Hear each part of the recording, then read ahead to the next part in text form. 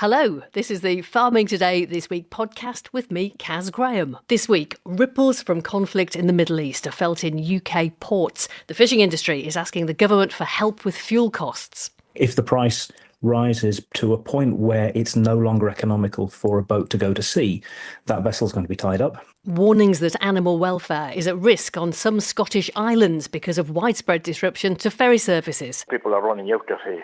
And it's the time of year when animals are calving and you're going through a lot more to keep them going, and the weather has been atrocious. And what a lovely spring sound. It's lambing time and we're learning the ropes with a student vet. But first, if you're driving out in the countryside over the Easter weekend, the chances are you'll see loads of daffodils planted alongside village roads. But beautiful as they may be, they are just ordinary cultivated garden daffs. In a quiet corner of England on the Herefordshire Gloucestershire border is an area known as the Golden Triangle, where the daffs are just a little bit more authentic. Every spring around the villages of Kempley and Dimmock, carpets of wild daffodils can still be seen in the fields and woodlands, thanks to carefully managed farming and forestry practices. You can tell they're wild because they're smaller and they have paler yellow petals surrounding a darker yellow trumpet. Our reporter Bob Hockenhull has been to take a look. I'm standing on the edge of a field which has got some quite steep banks, and those banks are carpeted with thousands of daffodils, which is quite a rare sight in the UK these days. But here, as I say, they're very plentiful, and with me is Martin Brocklehurst, who is an ecologist. Why are they growing here, Martin? The wild daffodils here are fertile, so they self-seed, they self-populate, and they colonise out into the grassland areas. And they're here because the farmer chooses to leave the land in this state and not to maximise the economic return from the land. Because as soon as you start ploughing, fertilising or spraying with herbicides, then you lose the daffodils. The other issue is if you graze them too soon in the spring, then you graze out the flowers and then they don't self-seed, and then the population diminishes over time. Why do the farmers do this then? Because it must be tempting to get more out of the land by farming it intensively. I think it's partly about keeping heritage alive. I mean, there are some grants as well from the Department of Food and Rural Affairs to help farmers maintain a place for wildlife on the farm. I think it also helps if you're a family farmer, rather than a big commercial business, that you want to keep a balance on the farm. So we're very grateful for those farmers in and around Kempley who maintain the daffodil populations where they can on their land. One of those farmers is Peter Newman. We're running a slightly different model for our farming, and we're not grazing animals out in the early part of spring, and we're keeping a lot of the ground for hay meadows, so that gives a chance for the daffodils to flower and seed and get ready for the next year before anything comes along and either eats them off or is mown off. That gives it a natural regeneration. Peter's brother Jeff has established a cider orchard in one field and is keen to preserve the daffodils too. The daffodils don't affect really what we do here, so they're not really in the way, so it kind of works well with the cider making, because you pick the apples a different time of year, we can let them flower and thrive, and then we can get the grazing animals in after to make sure we've got a decent sort of floor to get the apples and perry for cider. Another villager, Roger Coombs, has such fond memories of coming to the Golden Triangle as a boy, he decided to move here to live. We were almost running up to the woods to see the daffs, and we used to pick them and like everyone else did, and take them back to the village and sell them. And then as a teenager, with a couple of other lads, we used to ride down all the way from Minchinhampton, which was quite a long journey. We used to tie broom handles to our bike and hang the bunches on broom handles, take them back and get a few coppers for them. I had the dream of living in this beautiful place. But Glyn Bennett, who farmed here all his life, knows the harsh realities of modern farming couldn't protect all the daffodils. Oh, they were fabulous when I was young in the fields, and they used to come out from Birmingham on the train to Dimmock and pick the daffodils and take them back. And I think they used to take them to the hospital, or hospitals in Birmingham, some of them anyway.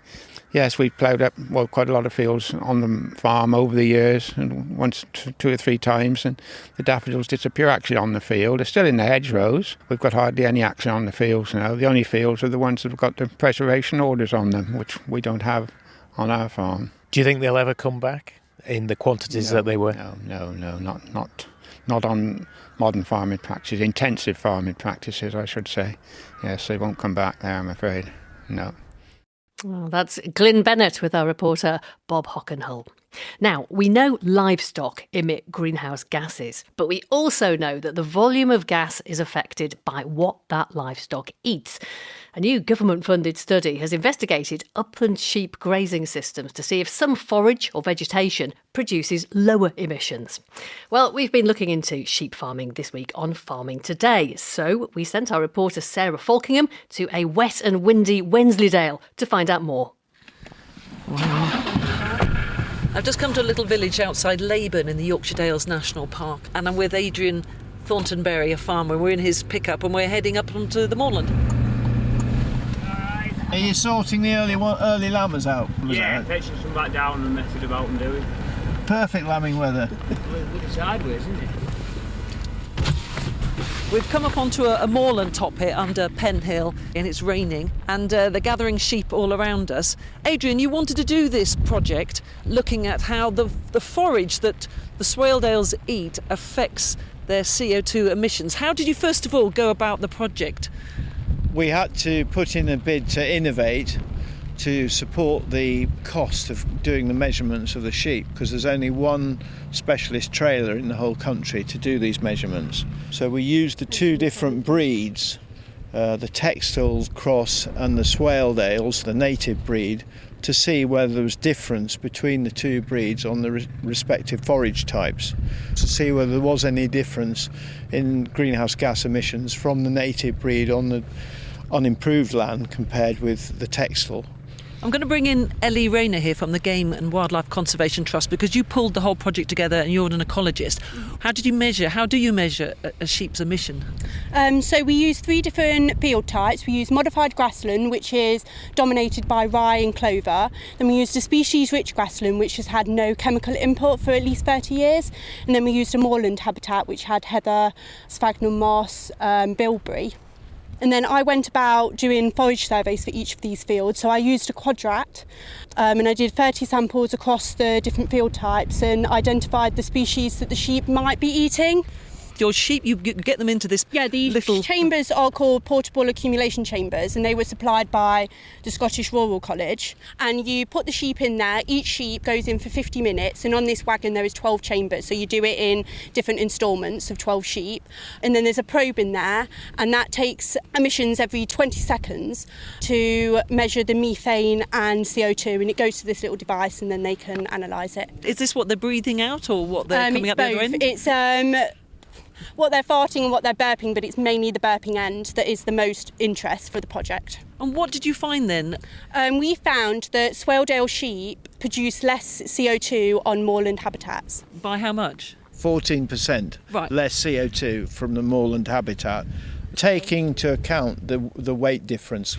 And why does it matter that sheep produce less emissions of CO2? We've got a really, really important landscape here. There's a lot of natural habitat still within this farm landscape, and the key is that we carry on with farming and farmers.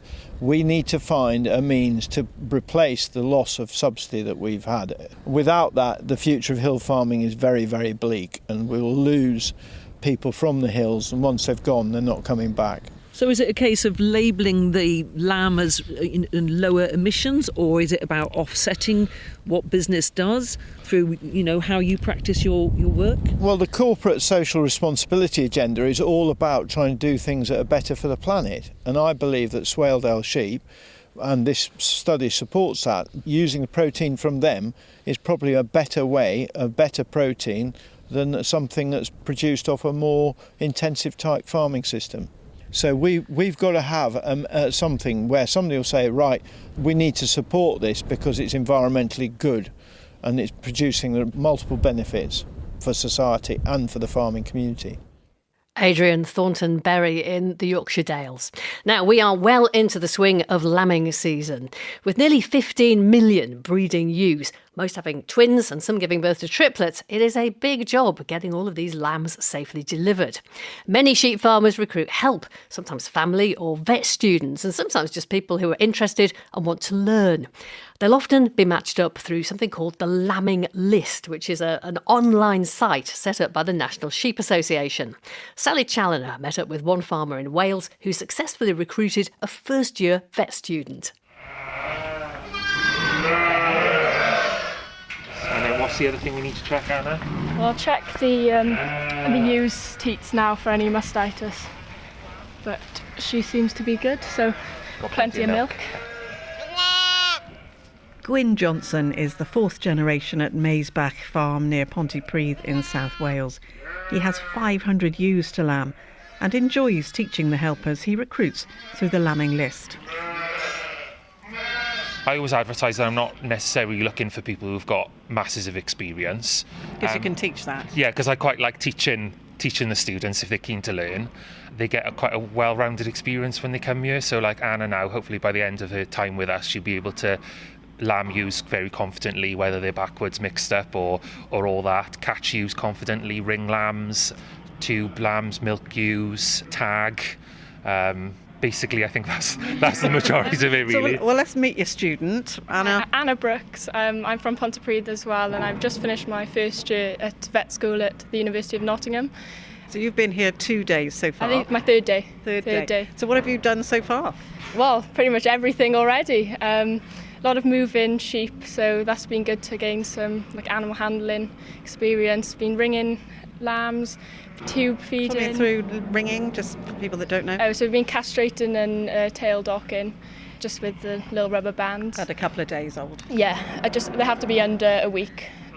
How are you finding it? Yeah, I'm finding it really good. Have never done lambing before, but really enjoying it. Gwyn's been a great teacher, so I'm learning lots. And what are you going to do when you finish? How many more years have you got? I've got another 4 years, so I'm not sure what I'd like to do yet, but being a farm vet is a possibility. And you've got another one, haven't you, Gwyn? Another student coming along? Yeah, so I also get contacted by prospective vet students who are still in school as well.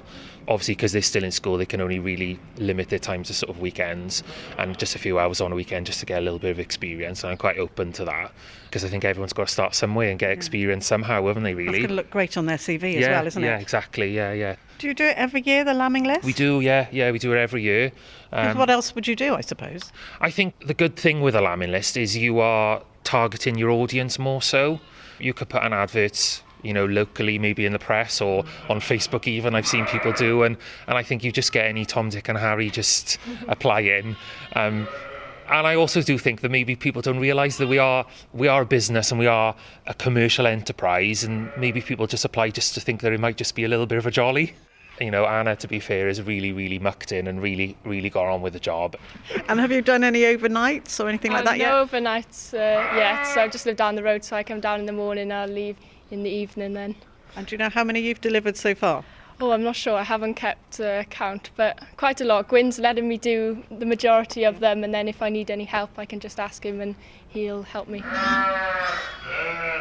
So Anna's just found a ewe now that's had her first lamb. She's a set of twins, so she's just now going to get this ewe in a pen with her lamb. So I'm just putting my hand up now to see if I can feel anything. And it looks like it's quite close. I can feel two legs and a head. So I'll just pull the one leg at the moment because they're quite close to the end. Oh, but coming straight out. Oh, and there it is. Excellent, well done. Oh, well done. There you go. Very good. Anna Brooks and Gwyn Johnson. Well, those lambs might well pass through their local auction mart at some point, hopefully turning a decent profit for Gwyn Johnson, the farmer. Livestock markets in England and Wales have reported record-breaking figures for 2025. The latest figures from the Livestock Auctioneers Association show that turnover was up almost £500 million to just under £3 billion in total, a 20% rise year on year. That coincides with a reduction in the number of both sheep and cattle in the UK. I asked Alistair Brown from the Livestock Auctioneers Association why turnover has risen so much. 2025 was exceptional for us prices have drawn farmers back into the markets.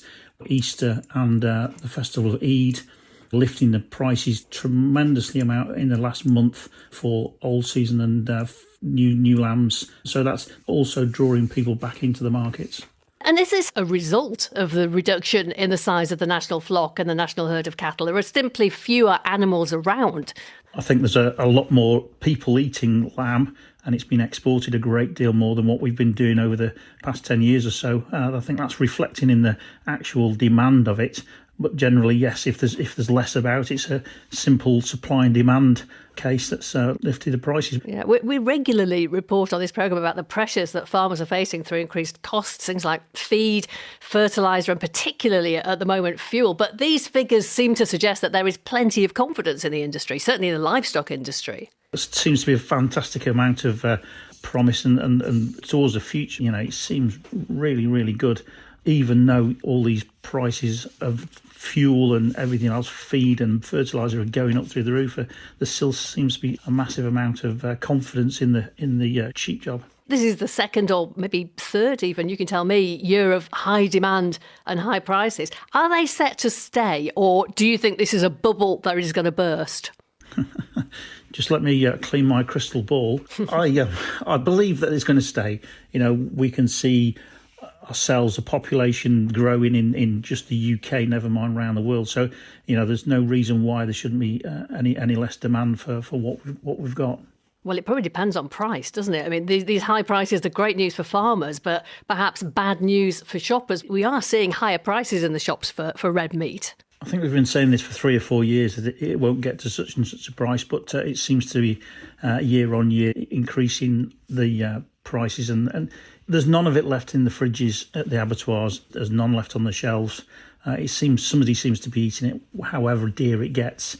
I think it's a stable food that people need in their diet. But I think it may be interesting to see when they put an extra £20 or £30 of fuel in the car to travel the week. It may be interesting to see whether they knock it off the shopping bill. Alistair Brown from the Livestock Auctioneers Association. Well, talking of fuel, UK fishing crews are asking the government for help in the face of rising costs because of the conflict in the Middle East. The National Federation of Fishermen's Organisations says it's difficult to pass on the hike in diesel prices to customers because fish are sold at auction. It's written to the Minister for Food Security, Angela Eagle, pointing out that some European countries have already announced support packages to help with rising prices. Charlotte Smith spoke to the Chief Executive of the NFFO, Mike Cohen, and he told her what's happened to the cost of fuelling a boat. On average, across the country, prices were up 75% since the beginning of March. So extremely difficult numbers for any business to cope with. What sort of impact does that have? Fishing businesses are particularly vulnerable to input cost shocks. We are price takers as an industry. The catch of a fishing boat is generally sold at auction. We aren't able to increase the price that we get for the catch in response to increased costs to gather that catch. We're kind of squeezed in the middle, and that's really, really damaging. If the price rises to a point where it's no longer economical for a boat to go to sea, that vessel's going to be tied up. The crew won't get paid. The fishermen work for a share of the catch. So if the crew aren't getting paid, they're going to look elsewhere for work, and we lose people to other sectors. And what experience has told us is that once we lose people, we don't get them back again. So that's skilled workers gone from the sector. And that has a huge and long-term impact on the ability of fishing businesses to work and on our ability to produce food in this country. Are we at that point yet? We are not at that point. We're very close to that point. We are very, very close to that point. I haven't heard about people having to tie up just yet, but I've had people tell me that they are getting very close to it. If we see prices rise any further, if we see the extremely enhanced prices continue at this level for a long time, then we will reach that point. There's no doubt about it. You've written to the government. What do you want them to do? We'd like the government to start talking to us about what support they can provide to industry. Spain has done that for fishermen now. They've created a €25 million crisis fund to help fishing businesses weather the storm. That will directly pay for increased fuel and operating costs to keep those businesses viable until hopefully that price normalises again in the not too distant future. So we'd like our government to consider something along the lines of the sort of support that our competitors are getting from their governments.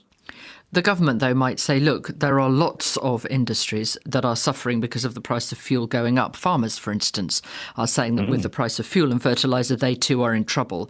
And the government will point out they do not have a magic money tree. Absolutely, and I'd agree with that. And I would see farmers as being in exactly the same position as us, and there'll be lots of industries that need support. And we have to be reasonable in expecting government to think about where it needs to put that support. But food is more important than an awful lot of things.